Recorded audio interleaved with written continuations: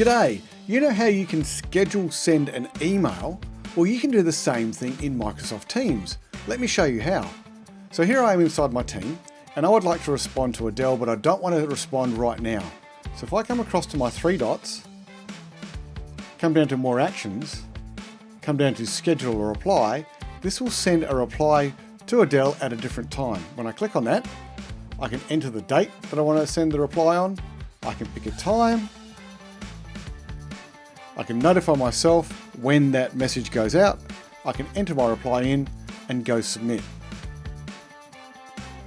It's as easy as that. Now, if you don't see that in your options, all you need to do is click on the three dots, come to more actions, and go create new action.